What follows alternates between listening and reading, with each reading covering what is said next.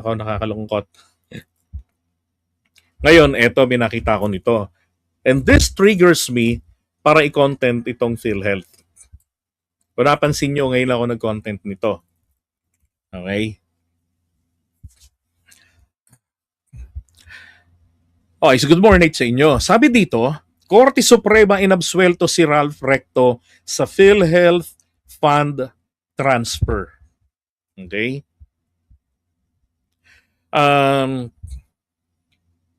Kayo po ba, sa tingin ba ninyo, sa inyong mga pagre-review ng desisyon, inabsuelto ba talaga sa accountability or possible accountability si Recto? Ang pinsan ng aking biyanan, aking biyanang babae. Well, tignan muna natin yung timeline, yung history nito. So, ang pinagmulan po ng problema natin dito ay ang House of Representatives. Ang may insertion nito ay si Salceda. Okay? Ito namang si Justice Carpio, ang akala niya nung una etong si Recto nung siya ay congressman pa. Ayan, ang sabi dito naglagay ang Kongreso ng Special Provision 1D. Na itong Special Provision 1D, mga kapatids, what makes it amazing ay dahil po hindi po yan nag-a-appear sa mga previous GAA at maging sa 2025 GAA walang ganyan. Sa 2026, syempre wala na rin yung ganyan. Diyan lang talaga sa GAA 2024 nagkaroon ng Special Provision 1D na nagsasabing pwedeng kunin ng gobyerno ang tinatawag na fund balance ng mga government-owned and controlled corporations. At gamitin ito para sa unprogrammed appropriations. Ano ho ba ang ibig sabihin ng fund balance? Okay? Ang ibig sabihin ng fund balance ay natirang pera. Okay, ganito yan. Yung ginastos ng isang, for example, budget ng inyong bahay, no? Papagawa ka ng bahay, yan yung budget. Ngayon, ile-less mo ngayon yung expenses ng pagpapatayo ng bahay. So kung meron kang budget na 2 milyon tapos ang napagawa mo is 1.9, so meron kang 100,000 na natira. So yun ngayon yung fund balance, yun ngayon yung kukunin daw. Yan ang sinasabi nitong Special Provision 1D. Pwede sana yan sa ibang ahensya ng gobyerno, sa GOCC. Actually, kahit naman wala yan nakakakuha naman ang Department of Finance, 'di ba? Ang National Treasury mula diyan sa mga GOCC, nagre-remit sila ng pera. Now, ang ginawa ni Ralph Recto, sabi niya ito yung common sense niya. Kasi nga naman meron tayong Special Provision 1D, 'di ba? Na ang disenyo nito ay para may makuhaan ng pondo ang unprogrammed appropriations na siyang source ng pondo ng mga illegally inserted projects na pagnanakawan ng mga kongresista, di ba? At saka ng mga private contractors. Ang ginawa niya, nung meron na tayong GAA, naglabas siya ng Circular 003/2024. Inutusan dito si PhilHealth na ibalik ang 89.9 bilyong piso. Unang-una, hindi nga ibalik yan kasi hindi naman ang galing sa National Treasury yan Galing yan sa syntax law. Ang purpose ng pera na yan ay pambayad para sa yung mga SK members, naalala niyo yun, Vigigans, para yung mga hindi na makapagbayad, yung walang trabaho, mga senior citizens, para yan sa kanila. Oh. Tapos yung sabi pa ron sa iba sa batas ay yung excess funds nila pwedeng gamitin sa investment. Mamaya pupuntahan natin 'yan. Okay? We will go deeper to that. So yun ang ginawa ni Recto. Ito pa, naglagay ang nadoble lang pala. Hindi ko na-delete yung isa. Ito, bilang pagsunod ngayon, itong si Manny Ledesma, hindi ho ba na hot seat ito tapos nag-resign? Itong 30 years surgeon ito na ginawa ni PBBM na presidente ng PhilHealth. Ngayon, sa kanya namang pagsunod kay Ralph Recto, naglabas siya ngayon in four tranches sana yung 89.9 billion pero three tranches naglabas sila ng pera mula sa PhilHealth. Yan, una nung May 10, 20 billion, 10 billion nung August, and then 30 billion nung October 6. Dapat yung natitirang 29.9 billion nitong nakaraang November 2025. Dapat. Sabi, noon pa gusto nila na nilang kunin ang pondo ng PhilHealth sa Maharlika Fund. Correct. Napigilan lang, di ba? Marami nag-oppose. Pero dito, nagtagumpay si Ralph Recto. Ito naman si Manny Ledesma, nag-release ng pera. Now, ito pa. So maraming mga tumutol, di ba? Yung mga health groups, yung mga aktivista, yan, nag sampa ng reklamo. Sabi nga nila, yung Universal Healthcare Act natin, sabi, ang reserba ng PhilHealth, hindi raw ito po pwedeng galawin para sa mga proyektong wala namang kinalaman or not germane doon sa health insurance. Ibig sabihin, ang sabi niya pa rito, may bahagi rin ng pera na galing din sa sin tax law. Diba?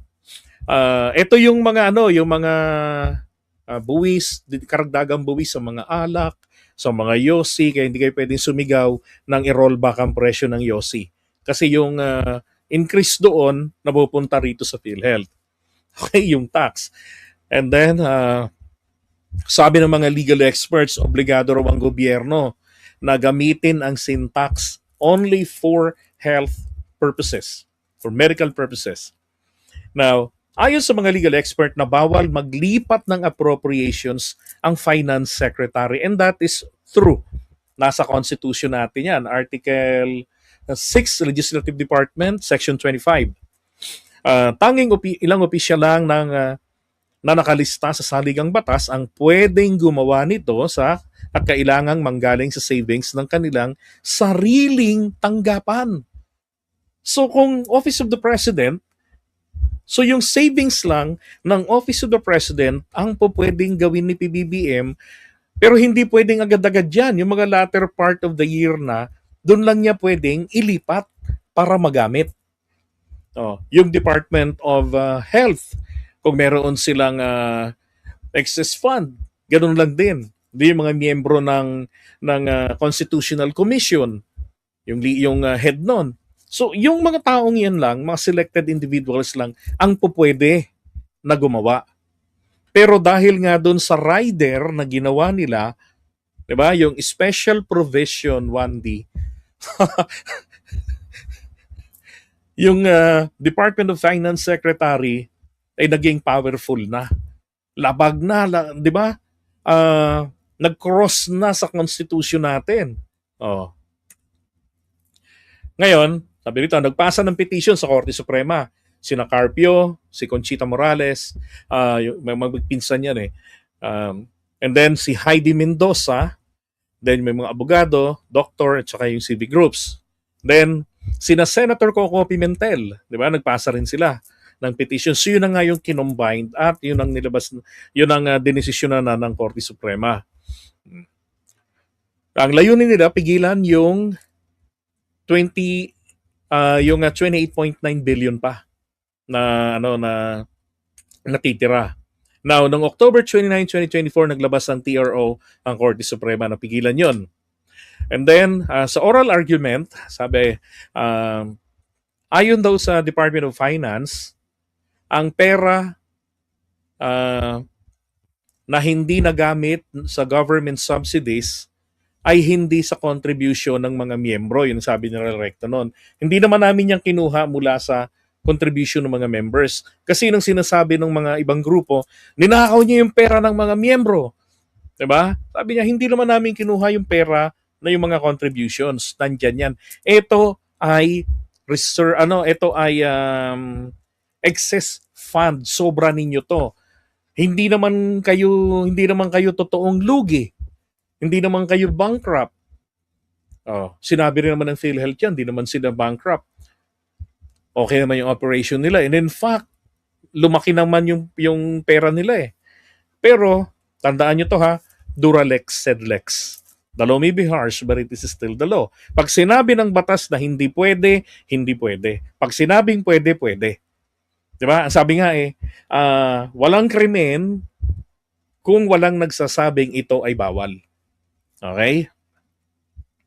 Ngayon, sabi nito, iginiit ng mga petitioners na may special na layunin ang pondo ng PhilHealth at hindi ito pwedeng ilipat sa ibang gamit sa pamamagitan lang ng probisyon na sa GAA. Yun na nga, yung Special Provision 1D.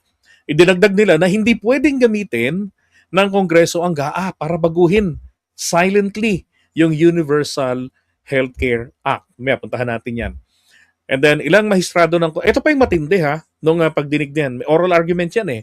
So, question ng ilang mga justices ng Supreme Court, yung pagtaas, kasi palaki ng palaki yung halaga ng unprogrammed appropriations natin. Na unang-una nga, hindi nga talaga tayo dapat, kasi ganito yan eh. Yung unprogrammed appropriations, ang nasa batas, dapat yung nakaprogram lang, predetermined yung pagkakagastusan. Kaya nga hinihingian mo ng approval eh. 'Di ba? Oh, kaya nga pinag-uusapan ng mga per committees 'yan ng mababang kapulungan at ng Senado. Oh. Kaya may budget deliberation para may sumasagot sa mga tanong so nalilinaw kung para saan gamitin. Pero kung unprogrammed, sino ang kakausapin mo doon? Anong committee ang harap para sa unprogrammed? 'Di ba? May halaga lang ang unprogrammed kung magkano yung pondong ilalaan pero walang pondo talaga pang hawak para diyan.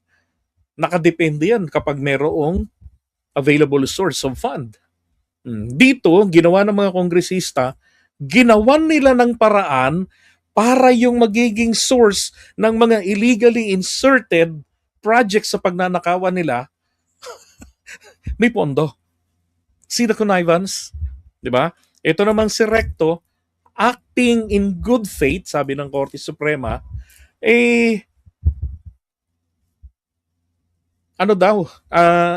sumunod sa provision ng GAA. Alam niyo kasi yung acting in good faith and acting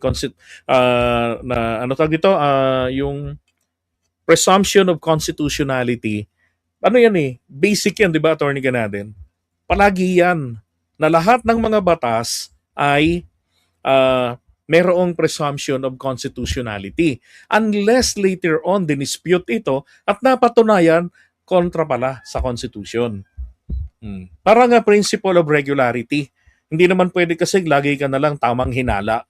Mali yan. Mali yan. Ano ka, adik? Wala nang tinama sa'yo. Di ba? Now, question nila yon yung paglaki ng pataas ng halaga ng unprogrammed appropriations. Then, tinuligsa rin nila yung paggamit ng salitang fund balance. Ibig sabihin naman ng fund balance, natirang pera. Na walang malinaw na kahulugan kasi hindi yan nakadefine sa GAA. Tinanong din nila kung paano makakasunod ang PhilHealth sa mandato ng Universal Healthcare Act na ang sinasabi ay magtabi kayo, mag-reserve kayo ng perang good for 2 years. Kasi nga ano yan reserve fund yan.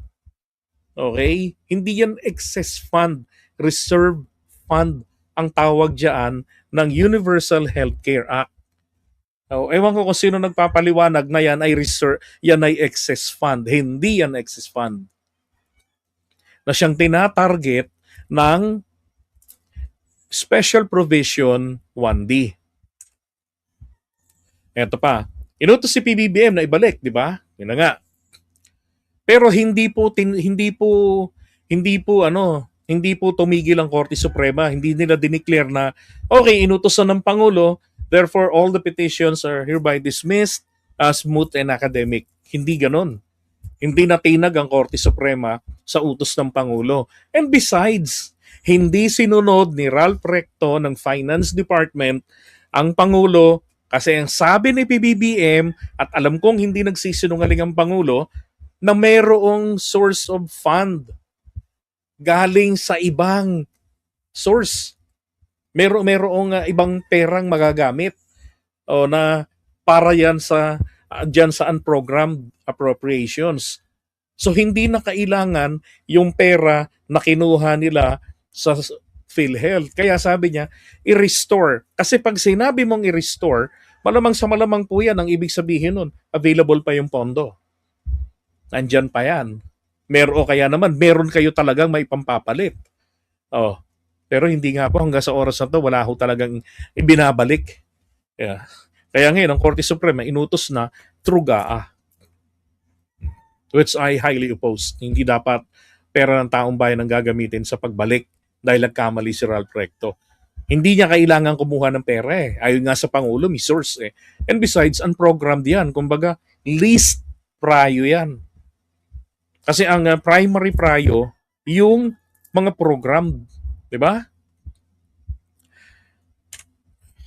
Sabi dito, kailangan nilang sagutin ni Supreme Court kung nilabag ba ng gobyerno ang Constitution at ang Universal Healthcare Law.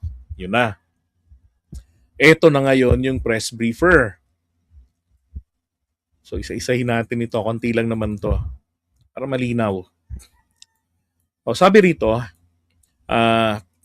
the court by majority vote also declared void Special Provision 1D. Okay? Ganon din yung Circular Number 003-2024 for having been issued and implemented with grave abuse of discretion amounting to lack or excess of jurisdiction. So, maliwanag. Maliwanag may paglabag. Mali yung paglalagay ng Special Provision 1D, lalong mali din daw na ito ay kinonsinti pa ni Ralph Recto. Naglabas pa siya ng circular na nag-uutos sa PhilHealth na bigay niyo sa amin ng pera. Kasi nakalagay sa GAA. Diba? Ito pa. Special Provision 1D authorized the return of the fund balance or the excess reserve funds of government-owned and controlled corporations to the National Treasury to fund unprogrammed appropriations under the GAA 2024. Alam nyo, hindi natin maitatangking hindi talaga pinagnakawan tayo dyan. Natatandaan nyo, yan yung taon na pinahiya ang Pangulo natin. Di ba? Ng langit. Biruin mo, pinagmalaki niya. 5,500 na flood control projects. Nagsasalita ang Pangulo nun sa batasan, bumabagyo nun. Basang-basa kami ng ulan, naka-live coverage kami nun. Yung mga Marcos loyalists, basang-basa nun. Pagkatapos nun, anong nangyari? Ilang araw po yun, bahaan dito sa Metro Manila at iba't ibang panig ng bansa. Yung 5,500 flood control projects, di ba? Anong nangyari? Doon nagsimula yun eh. Doon din nagsimula na yung panggigigil ng Pangulo na hanapin na nasaan ba tong mga ipinagmalaki ko. And then isang taon niyang iniimbestigahan, di ba? Bago siya magsona, pinaramdaman uli siya ng langit. 3 bagyong magkakasunod, pinabaha na naman. Pero nung araw ng sona niya, maganda panahon, di ba? Yun na yung sinabi niyang, mahiya naman kayo. Dapat sinabi ng Pangulo doon, mga walang hiya talaga kayo. Di ba? Sinakita niya na sarili niya na, lang hiya kayo, 5,500 ko, repair. Patsi-patsi. Ninakawan talaga. Kaya po, yung mga mambabatas natin, niremedyohan nila, siniguro nila na yung unprogrammed appropriations may pondong laman, may magkakapera. Kasi latter part of the year, kukunin na yan. All right? Mm. Now, uh, sabi rito, the DOF issued circular number 003/2024 directing transfer 89 billion to National Treasury representing the fund balance excess reserve funds of the PhilHealth. Ito, in compliance, the PhilHealth remitted 60 billion, blah, blah, blah. Ito, alam na natin yan. Now, Supreme Court struck down Special Provision 1D of the GAA for being a rider. Kumbaga remedyo para tawag dito, magawa yung gusto nila. Pero yun daw special provision na yan, 1D, sabi rito, not germane, ibig sabihin, not related to the bill's purpose. Okay? Ano ba ang purpose ng panukalang batas na yan? 'Di ba? Nung GAB General Appropriations Bill. Oh. Ang pondo noon, ang purpose noon, magkaroon ng kasiguruhan na may laang pondo o may mailalaang pondo sa mga programmed appropriations para tuloy-tuloy yung serbisyo rin ng gobyerno at operasyon nila. Itong si unprogrammed appropriations, ito po standby yan na tinatawag, standby fund, ganun. Kasi po, nakatambay lang kumbaga yan, nag-aabang lang yan kung merong matitirang pondo o kaya naman kung merong bagong nalikom na hindi na wala namang ibang paggagamitan pa, pwedeng gamitin sa kanya. And then, the Constitution requires all provisions of the GAA to be germane to its purpose, to prevent surprise or fraud upon the legislature, and to fairly inform the people of the bill's subject. Okay? Yan ang sabi. Now, and then, a provision is considered germane if it is particular, unambiguous, ibig sabihin, hindi malabo, and appropriate. Kailangan tumutugma, bumabagay. Kaso yung provision, special provision, ang purpose nito, para makahugot ng pondo na gagamitin para mapunuan ang unprogrammed appropriations. Parang may evil intent na agad doon no? Bakit parang kailangang fokusan, kailangang masiguro na yung unprogrammed appropriations may makukuhang pera.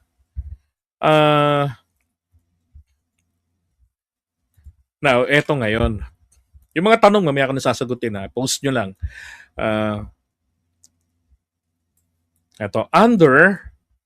The SC ruled that Special Provision 1D is void because it impliedly repeals Section 11 of the Universal Healthcare Act and the Syntax Law. Ang nilalaman po ng UKA, ito raw pong si PhilHealth ay kinakailangan, required na mag-maintain ng ng reserbang pondo. Ang sabi rito, up to a ceiling equivalent to 2 years. Yung pondo po na katumbas ng 2 taon. Para sa kanilang inaasahan na gastusin. Now, kung inyong maalala, balikan lang natin to.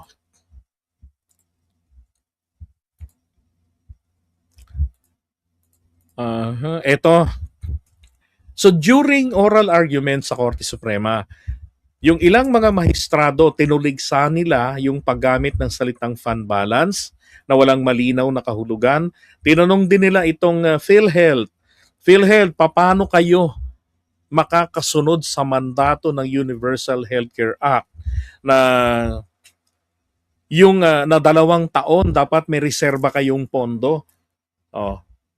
Pero kayong pondong reserba para sa katumbas na pangbayarin, gastusin para sa inyong projected programs. Kung kukunin ng gobyerno yung 60 billion, yung 90 billion sa inyo. Di ba? So, syempre, sagot ng PhilHealth doon, syempre, hindi kami makakagalaw ng maayos. Kinuha yung pondong nakareserba.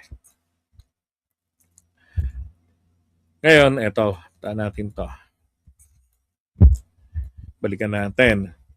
Nang sabi niya, each year, PhilHealth must set aside, so taon-taon daw o bawat taon, kailangan si PhilHealth ay magtabi hmm, of its net income as reserve funds.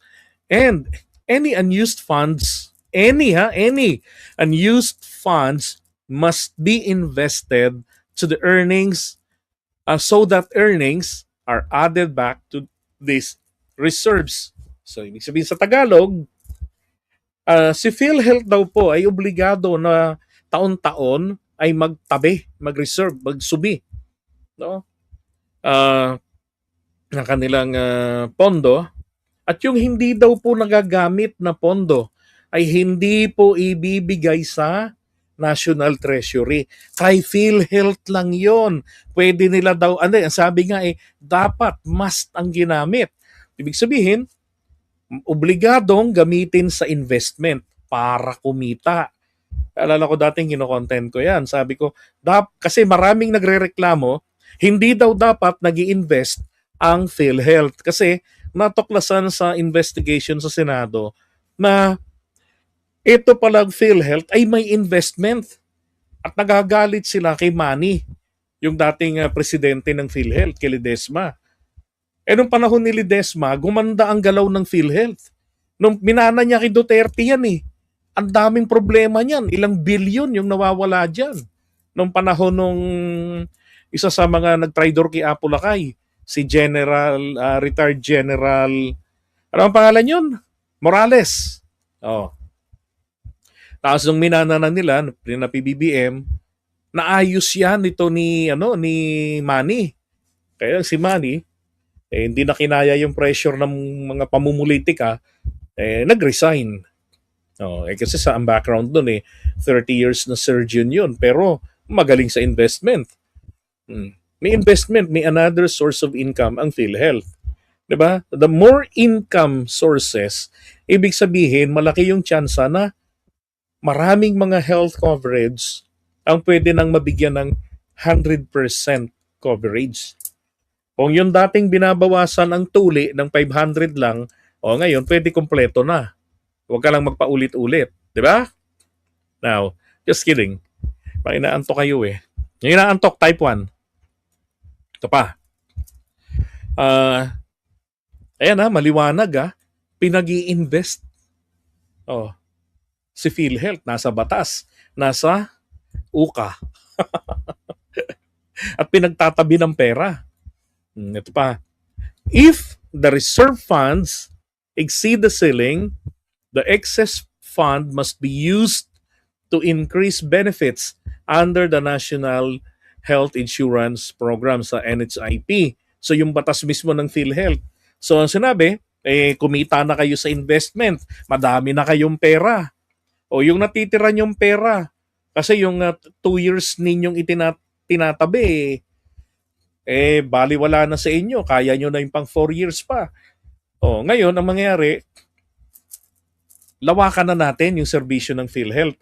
Lakihan na natin yung coverage na dating 50% ang coverage sa puputulan ng paa, gagawin na nating 100% para pwede nang magpaputol ng paa ang kahit na sino. Libre na ang putol ng paa. 'Di ba? Yung mga heartbroken, libre na rin. Ang magpatanggal ng puso para wala nang mabibreak. Yung ganoon, biro lang. Nagets nyo? Diba? Na dati, kapag heartbroken ka, ang bayad lang sa psychiatrist. Ba yun? Yung magpapayo sa'yo, kakausapin mo, is 70% babayaran ni PhilHealth.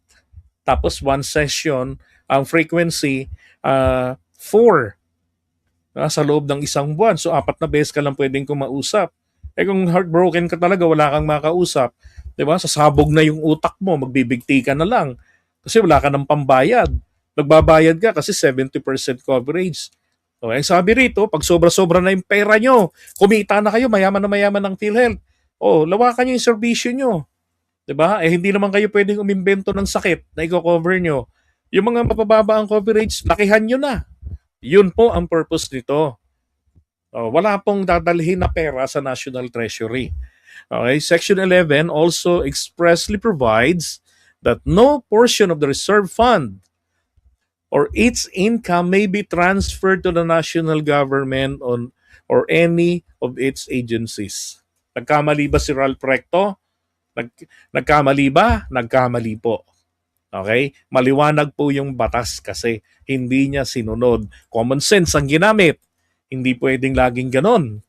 The Supreme Court ruled that allocating PhilHealth supposed excess reserve funds through Special Provision 1D at saka yung circular ni Recto makes compliance of Section 11 ng Universal Healthcare impossible. Kinuha niyo yung pera, imposible na silang makatugon. Sabi niya. Oh. These measures undermine the very nature of PhilHealth funds as pooled resources for health insurance hinder the UCA's goal of delivering comprehensive, mas pinalawig na health coverage. Diba? Ito na, halos pare-pareho lang yung sinasabi niya. Ito, the Supreme Court stressed that Congress cannot, hindi raw po, iginiit ng Korte Suprema na hindi pwede na i-repeal, ibig sabihin palitan o ipawalang saysay yung Section 11 ng Universal Healthcare sa pamamagitan ng General Appropriations Act. Sabi niya, which may only provide appropriations na ang purpose lang naman itong GAA magbigay lang ng mag-provide lang ng kaperahan sa mga proyekto, sa mga gastusin. Hindi para pabalentongin yung batas para pilipitin yung Section 11 or para pilayin ito at makuha pera. Yan. Now, it cannot amend or overturn substantive policy. Any changes affecting the UCA, particularly PhilHealth's reserve fund, must be enacted through separate legislation. So sabi nila, hindi nyo pwedeng ganun-ganun ang gawin ninyo na you shortcut the process. Kasi yung batas mismo, it's a national law. At yun ay pang universal ito. Substantive policy yan, substantive law yan. Hindi pwedeng yung specific, yung GAA kasi after ng 1 year, patay na ang batas yan eh. Wala na yan eh. Diba? Because another GAA na naman will be enacted. Oh. Samantalang yung sinasaklawan nila ng Special Provision 1D, pang yun, malawakan yun. Kasi may hierarchy rin yung mga batas. Ano ba? Any change, ito raw po mga pagbabago sa mga batas na yan na kinakailangan, gumawa kayo ng hiwalay na batas. Kaya nga sinortcut nila yung proseso eh. Ito pa. The Supreme Court further found special provision contradicts syntax law, which earmark a specific percentage of excise taxes of sweetened beverages, alcohol, and tobacco products exclusively for UCA. The Bureau of Treasury must set aside these amounts for the UCA implementation. The Congress must fully allocate them to PhilHealth through the GAA. Congress cannot reduce, suspend, or withhold this earmarked fund. So, ibig sabihin, sinusuguro na ng Korte Suprema sa pamamagitan ng parting ito na ito ang gabay ninyo. Wala kayong pwedeng galawin dyan. Wala kayong pwedeng isuspend, wag muna nating gawin. Lahat yan, sundin nyo yan. Yan ang sinasabi ng Korte Suprema.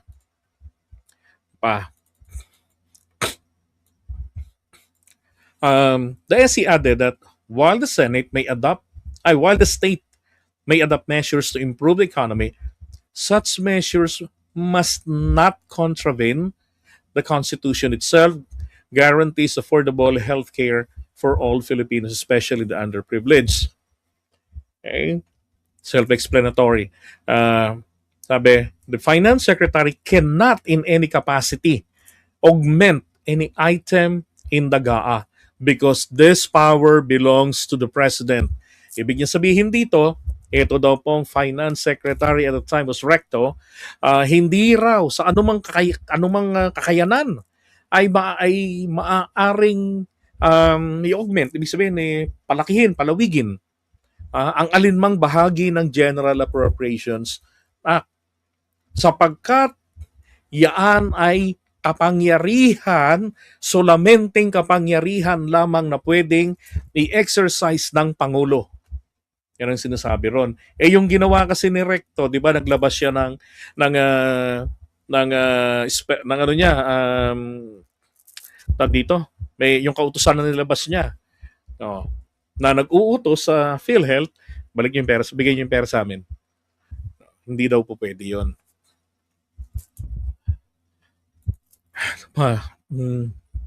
Eto ngayon, yung tanong ko sa inyo kanina, uulitin ko yung tanong ko. Si Ralph Recto ba ay totoong inabsuelto ng Korte Suprema?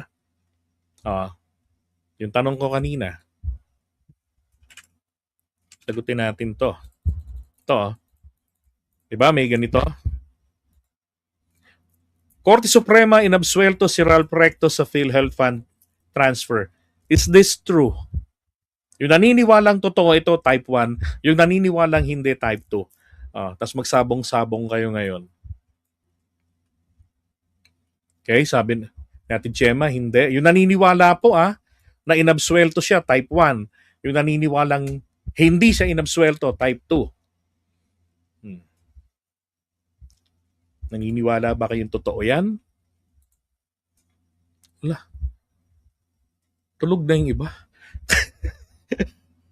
Kami na lang ni Ate Gemma gising.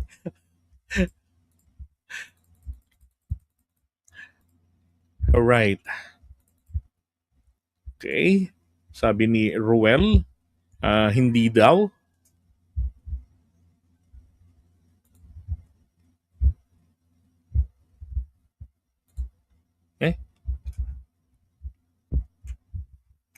Binibebang, hindi ko alam.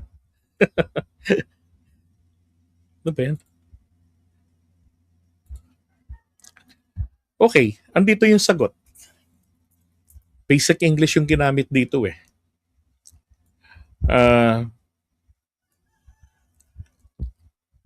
The Supreme Court also, the SC rule, also ruled that the President did not commit grave abuse of discretion when he certified as urgent House Bill 8980, now the GAA 2024, which dispensed with the requirement reading on the 3 separate days and the printing and distribution of copies in advance.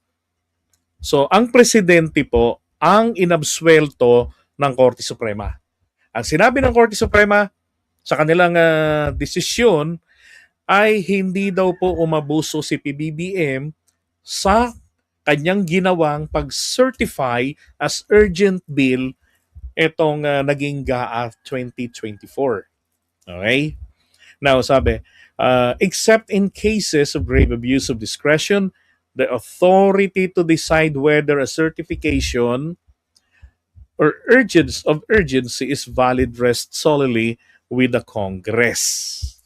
Sabi niya, maliban daw doon sa usapin ng pang-aabuso sa kapangyarihan, ito naman daw pong certification of urgency, urgent bill, ay depende pa rin naman daw po sa Kongreso yon. Ano ho ba ibig sabihin nun?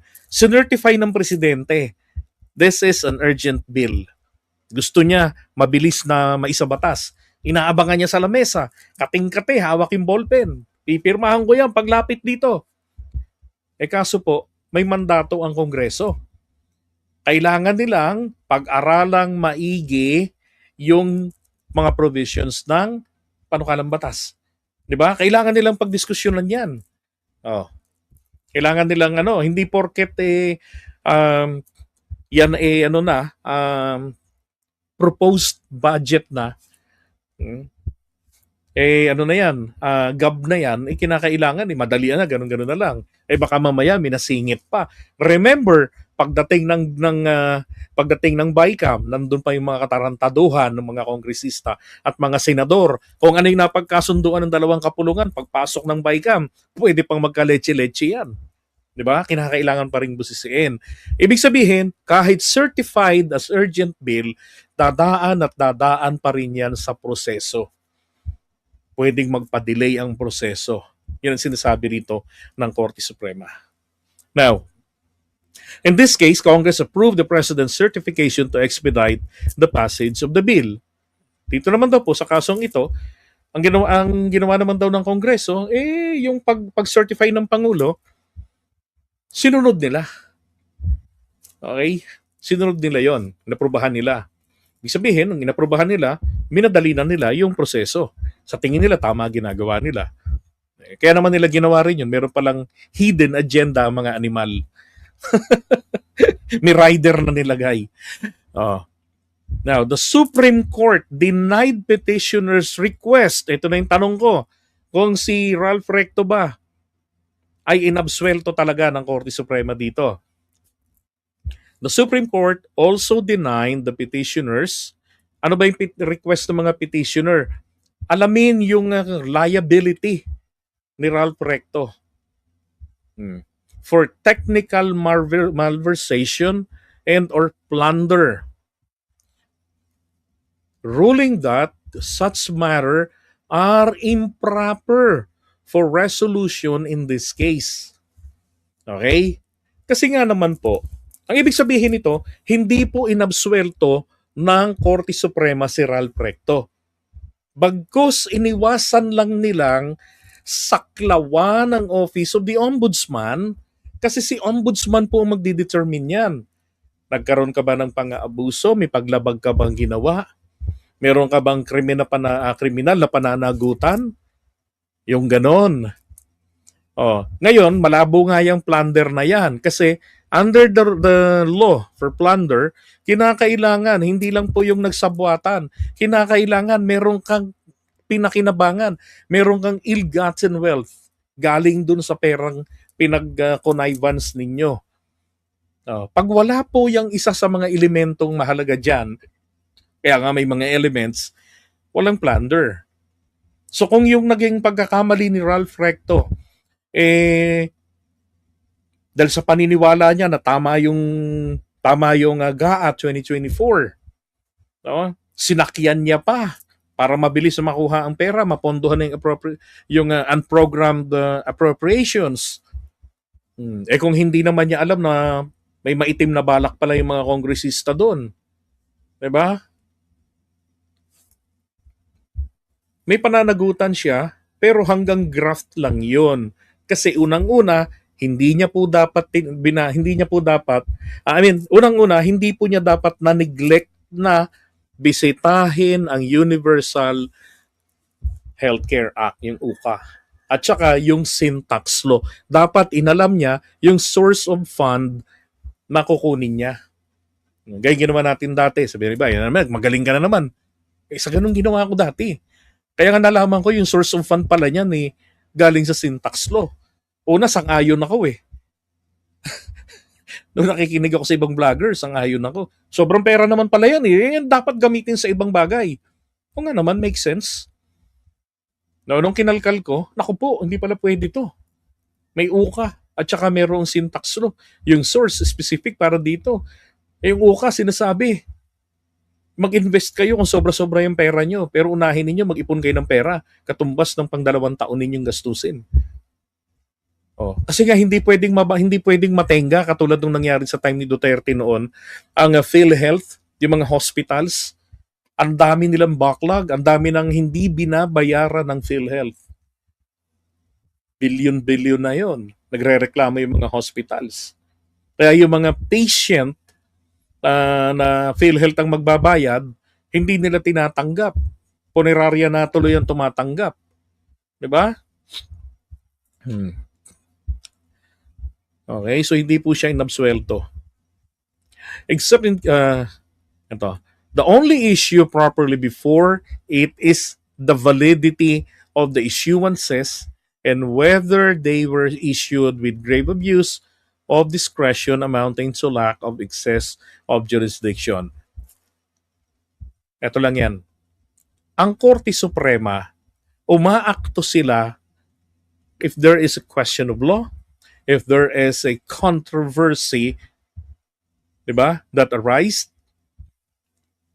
yun ang kanilang papel. Ngayon, isa pang ginagawa rin nila, titignan nila, meron bang pang-aabuso sa kapangyarihan?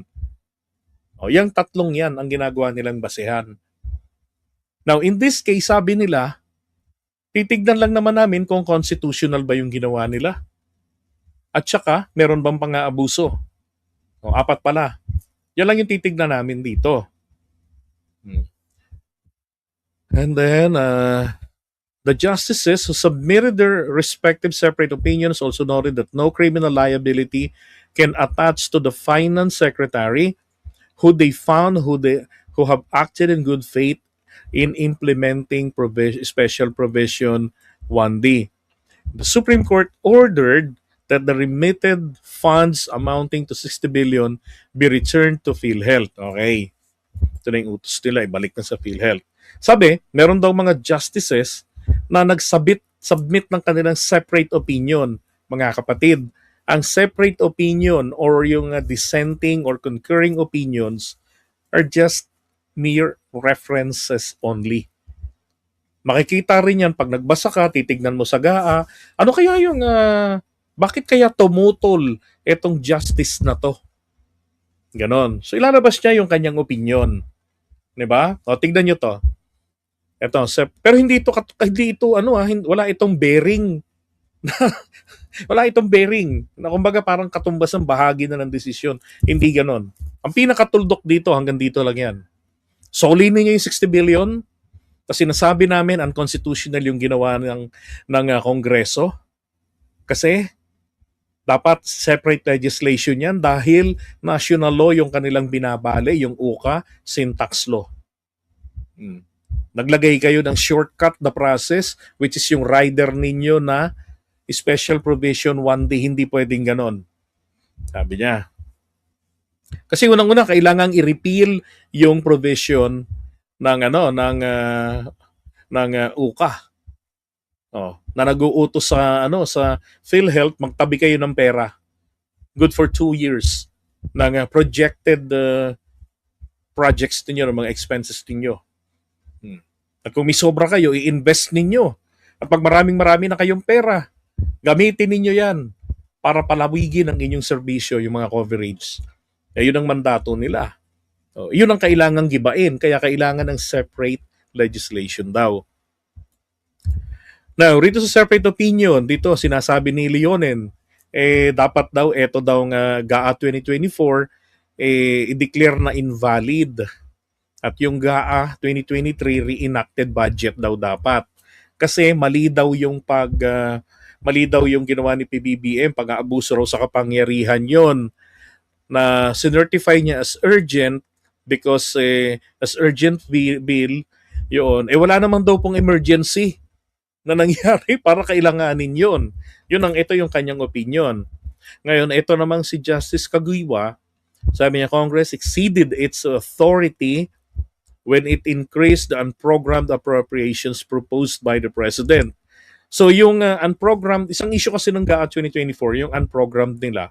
Yung hiningi ng Pangulo, ganito lang yung halaga. Ang ginawa ng mga kongresista, nilakihan yun. Kaya yan na yung question nila. Sabi raw ni Kagiwa, describing the move as a deliberate attempt to circumvent the constitutional provision against increasing the President's proposed budget. And proposed appropriations. Diba? And so on. Ito po kasi yung sa Constitution natin. Ito. Sabi rito, Article 6, Legislative Department, Section 25, number 5. Sabi dyan, no law shall be passed authorizing any transfer of appropriations. Sabi, wala raw batas na maaaring ipasa na nagpapahintulot na i-transfer yung appropriations, yung pondo. Pero sabi rito, however, isang malaking pero, ang presidente ng Senado, Speaker of the House, Chief Justice ng Korte Suprema at yung mga pinuno ng Constitutional Commission katulad ng COMELEC, Commission on Human Rights, Commission yung Commission on yung sa Civil Service Commission, yan mga ganyan. Sabi, may maaari daw by law be authorized to augment any item in the General Appropriations Law for their respective offices from savings, mula po sa kanilang savings. I-transfer natin ito, paggamit natin sa iba. Yan, in other items of their respective appropriations. Presidente lang daw po may ganyang kapangyarihan. Alright? So yun lang.